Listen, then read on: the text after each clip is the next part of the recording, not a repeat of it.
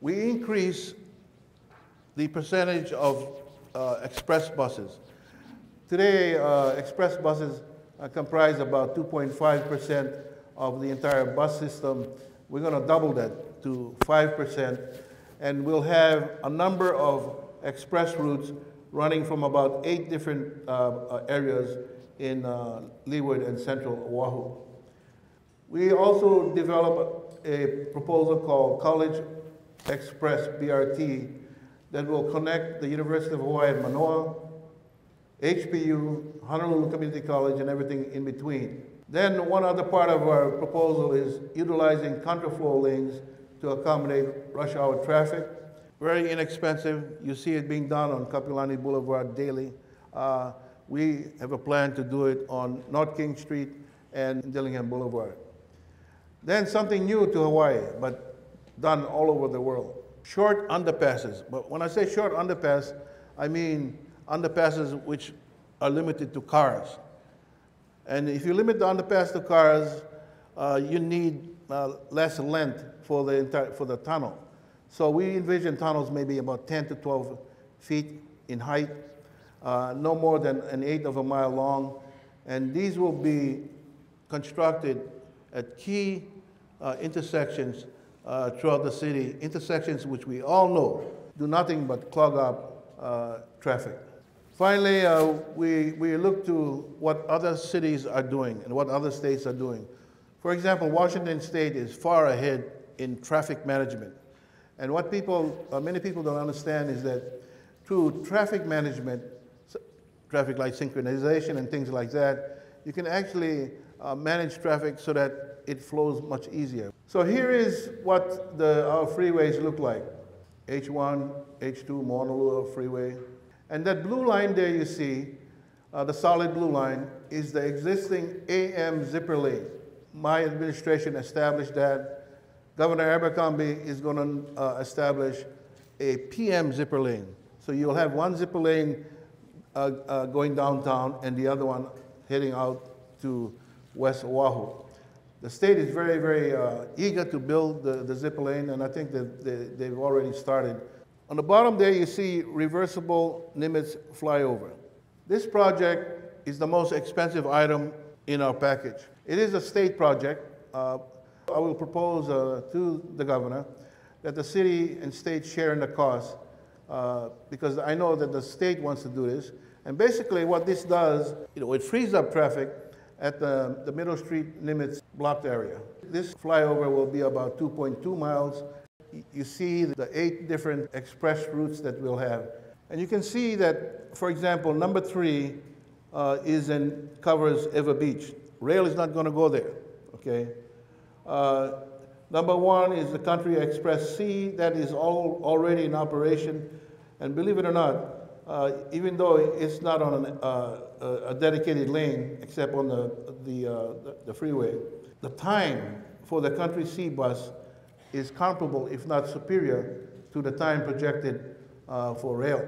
You see up there number 5 and 6, Waihawa and Mililani. We will pretty much double the express buses coming out of there. Number 7 is for the people in the Aiea, Halawa, Pearl City area who may want to park their cars at Aloha Stadium and then catch the Aloha Express into downtown. And then number 8 is the College Express proposal that we have. We will be serving a lot more people than the proposed rail system. Now, what is BRT? BRT was started in a city called Curitiba, Brazil. And basically, it developed, I think, because the city fathers in that city found that rail was very, very expensive. And if you can imagine a giant Prius, this is the best way to think about bus rapid transit, a giant Prius, electric powered, running on dedicated lanes, which means that it has an exclusive lane, emulating all of the amenities of a rail car, where you buy tickets from a machine, you don't pay the driver and all of that. That's bus rapid transit. And you can see the explosive growth in bus rapid transit. And that's because rail is so expensive. All over the world, China, Korea, Thailand, Japan, most of South America, Europe, and now taking off in the United States. It's beginning to sweep our country because for the same reasons, we find that it's cheaper, it's more flexible. If it doesn't work, one route doesn't work, you can change it, you can adjust it, or you can eliminate it altogether and route the bus somewhere else.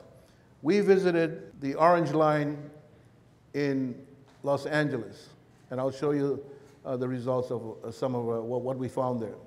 So here's some items that's part of our proposal. As I mentioned earlier, we're going to utilize the AM and PM freeway zipper lanes. Now, someone told me, one of our critics said, well, you know, this is a state highway. You guys want to do things that are on the state freeways. Don't you have to have permission? Of course. We need the consent and cooperation of the state. Just like the rail system, the city got consent from the state to run the rail project down three state highways, Farrington Highway, Kamehameha Highway, and Nimitz Highway. I expect the same kind of cooperation from the state, and I think it's helpful that the governor and I are pretty good friends. We go back a long way, and I think that, you know, we can talk, and I know him. He is looking for things that will help the people. Okay, let's take a look at the concept of bus on the shoulder. You see the bus there on the left-hand side? That's the concept we're talking about. Now, people say, well, hey, listen, you know, what if the car wants to make a right turn? Well, when we were in Los Angeles, we found this out, that on the pavement, you would have the words, bus only, cars making right turn. So if a car wants to make a right turn, it gets behind the bus and makes the right turn. The bus can do two things. It can actually go around the car or just proceed straight. This concept, which started basically in Minneapolis, Minnesota, has just skyrocketed there, okay? From 66 lanes, they're now up to 290-something lane miles, okay? Express buses, the way we want to run the express buses is that the bus gathers passengers in, say, the area where you have the transit station, and then it doesn't stop. It just goes straight to its destination, gets on the freeway, goes straight to its destination. I was at a community meeting in Hauula, and they were complaining about the express bus because they said, you know, the express bus, by the time it gets to Kaneohe, it's full already. So the question was, why does it have to stop in Kaneohe? And that's a good point. So listening to the people like that, we've decided that the express buses that we propose will gather people and, you know, just nonstop head for their destinations, whether it be downtown, UH, Manoa, Ala Moana, Waikiki, or any other place. One reason I opted to support bus rapid transit, besides the fact that, you know, it is the new reality in our cities, and that it is one-fifth the cost of rail, is its flexibility. Things are changing so quickly in our society, and you know, in the business schools, they don't teach our students today to do 20-year business plans because everything changes so fast. So these guys, 5 years is probably the most. Well, the developments in the future in technology, for example, in cars and even trucks and buses, have been advancing so greatly that I think that we need to take that into account. For example, Google has already developed a driverless car. This is the future 15 to 20 years from now, and when the driverless cars begin to come online, they'll be guided primarily by GPS systems, and the traffic experts will tell you that one reason why there's traffic congestion as well is because of the way people drive.